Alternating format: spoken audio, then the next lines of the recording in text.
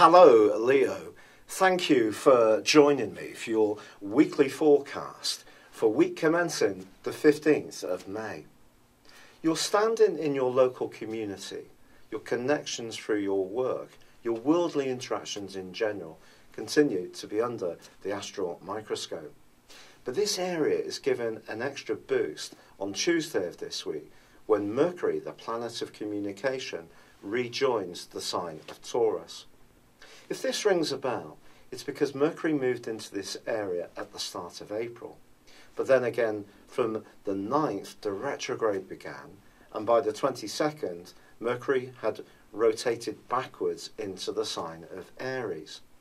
If it seems that you have gone through a period of perhaps uncertainty or waiting for some kind of loose ends to be resolved around some goals or ambitions since then, it wouldn't really be a surprise.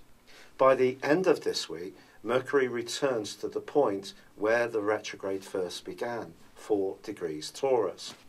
I think that's going to be really significant for you, and you can start to see things flourish more positively for you. But there is a little bit of a more counterintuitive aspect affecting the Sun, and that sees the Sun in a quincunx with Saturn. And even if you're someone who's very individualistic and wants to showcase the talents that are unique to you, Saturn's angle with the Sun suggests there may be a little bit of a trade-off between what you'd like to achieve at the very best of your expectations and what other people may expect from you.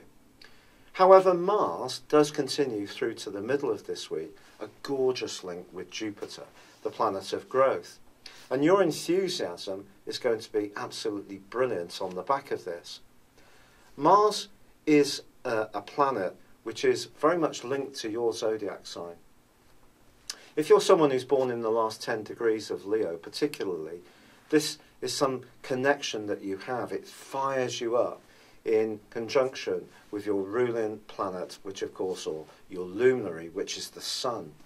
So this is a great time to go for it if you are enthusiastic about some group involvements.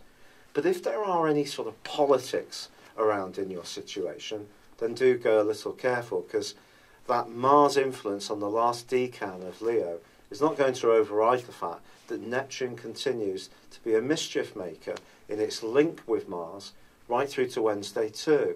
So when it comes to money and your future direction, especially around those goals and ambitions, keep eagle-eyed. You may encounter someone who's not quite as straightforward as you might like. Fortunately, when it comes to business, Venus, which is more linked to money than sometimes people realise, is forging a really lovely link with Neptune. And it suggests that your sensitivity and openness to new ideas can be very much an asset. However, there is a quarter moon in your opposite sign by Friday. And this just suggests that however well you feel, and however confident you are, and however much some people are very acknowledging of the talents and gifts you have, there may be one person you encounter in the week from Friday who's much less smitten with you, and may actually wonder if what you're saying really stacks up. So if you do have an important meeting, do a presentation, or you're encountering someone who can be quite influential, then it's going to be important to understand what their expectations are too. Now, by the very end of this week, the Sun punches its way into the sign of Gemini too. For the next 4 weeks, this is going to be brilliant for your social interaction. And I think generally, the more goodwill and cooperation that you can generate, and it can be a little bit of a case of as much as who, as much as what you know during that period of time, the better.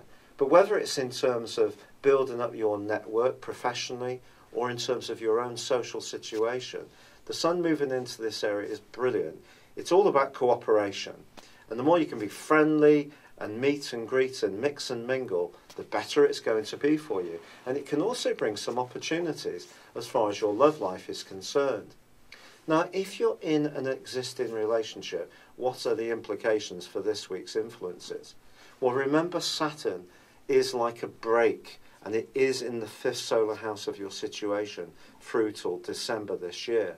So it is going to be important to have realistic expectations and also understand that sometimes you can have perhaps a little bit of an inclination to be in control of relationships. And that's something you may need to challenge within yourself at times this week.